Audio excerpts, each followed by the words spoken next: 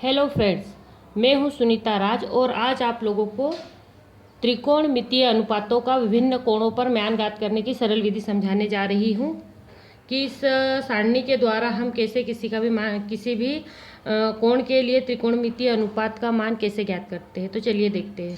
सबसे पहले हम यहाँ लिख देंगे 0, फिर 1, फिर 2, फिर 3 और फिर 4। फिर इसके बटे में हम लिखेंगे 4, 4, 4, 4 और 4। अब जो संख्या कट रही है उसको हम काट देंगे। 2 एकम 2, 2 दूनी 4, 4 से 4 कट गया। अब हम इस पर वर्गमूल का निशान लगा देंगे। अब देखिए यहाँ लिखा है 0/4। हम 0 में जब 4 का भाग देंगे तो 0 उत्तर आएगा और 0 का वर्गमूल होता है 0, इसलिए यहाँ साइन की पहली वैल्यू आ गई 0।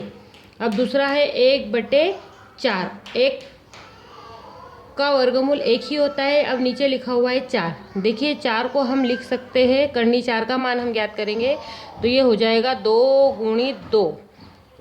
यहाँ लग जाएगा 2 का वर्ग और ये वर्ग से वर्ग कट गया। इसका मतलब है कि 4 का वर्गमूल 2 आएगा।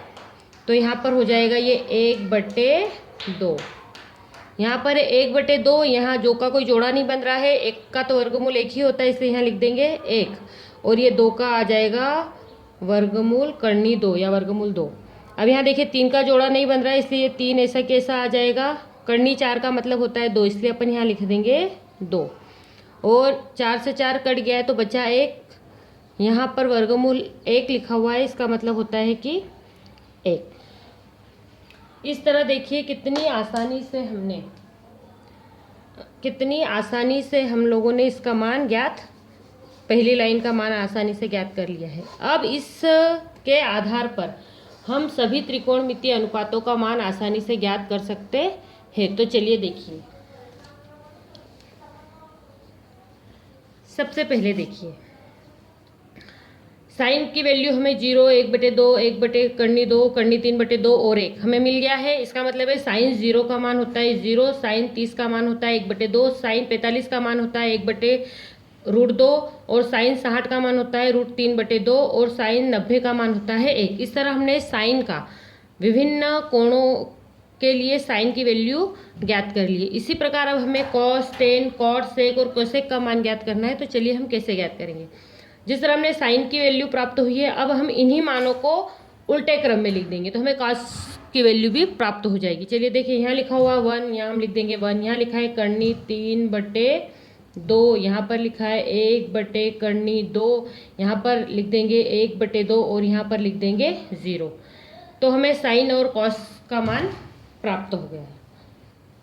अब देखिए हम जानते हैं कि टेन का मतलब होता है sin/cos। अब हमें टेन का मान विभिन्न कोणों के लिए ज्ञात करना है तो हम क्या करेंगे, साइन के मान और कॉस के मान को एक दूसरे के अपॉन में लिख देंगे तो हमें टेन का मान प्राप्त हो जाएगा। चलिए देखिए कैसे। जैसे यहाँ लिखा हुआ है 0/1 है ना, इनको एक दूसरे के बटे में हमको लिखना है तो ये हो गया 0/1। 0 में हम 1 का भाग देंगे तो क्या आएगा, 0 में हम 1 का भाग देंगे तो 0 आएगा। अब यहाँ पर देखिए 1/2 और करनी 3/2। अब इसको हम देखिए 1/2 और इसके बटे में लिख देंगे करनी 3/2। अब इसको हम सॉल्व करेंगे तो ये हो जाएगा 1/2 और ये हो जाएगा करनी 3/2। इसको उल्टा लिख देंगे तो 2/3। ये वाले 2 से ये 2 कट गया तो इसका आया 1/3। यहाँ हम लिख देंगे 1/3। अब ऐसे ये 1/2 1/2 ये आपस में कट जाएगा तो यहाँ आ जाएगा 1। अब यहाँ पर देखिए करनी 3/2 है और 1/2 है, इसको भी हम ऐसे ही ज्ञात करेंगे करनी 3/2 और इसके बटे लिख देंगे 1/2। ये हो जाएगा करनी 3/2 × 2/1। ये 1/2 है, ये गुणा का निशान लगने पर ये उल्टा हो जाएगा तो ये 1/2 से ये हो गया 2/1। अब ये 2 से ये 2 कट गया तो बचा है करनी 3/1। बटे में 1 लिखने की ज़रूरत नहीं है, इसलिए यहाँ पर आ जाएगा करनी 3। अब यहाँ पर देखिए 1/0। हम जानते हैं कि हम जब किसी भी संख्या में 0 का भाग देते हैं, जब हम किसी भी संख्या में 0 का भाग देते हैं तो अनंत प्राप्त होता है। तो हम यहाँ पर आएगा अनंत, इसको बोलते हैं अनंत। अब देखिए हमने साइन, कॉस और टेन के मानों को प्राप्त कर लिया है। अब हमें कॉट, सेक और कोसेक के मान ज्ञात करना है। तो मैं आप लोगों को बता दूं कि हम अच्छे से जानते हैं कि साइन का उल्टा होता है कोसेक, कॉस का उल्टा होता है सेक और टेन का उल्टा होता है कॉट। अब हम लोगों को इनके मान ज्ञात करना है। तो हम क्या करेंगे,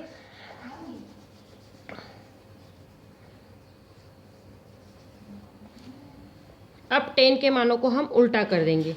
यहाँ लिखा हुआ है 0, तो ये हो जाएगा 1/0।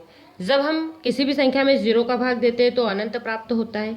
अब इसको उल्टा करेंगे तो 1/3 है, इसको उल्टा करेंगे तो ये हो जाएगा कर्णी 3। बटे में 1 लिखने की जरूरत नहीं, 1 का उल्टा होता है 1। अब यहाँ पर कर्णी 3 को उल्टा करेंगे तो यहाँ हो जाएगा कर्णी 1/3। अब ये है 1/अनंत। 1/अनंत का मतलब होता है 0, तो यहाँ पर हम लिख देंगे 0।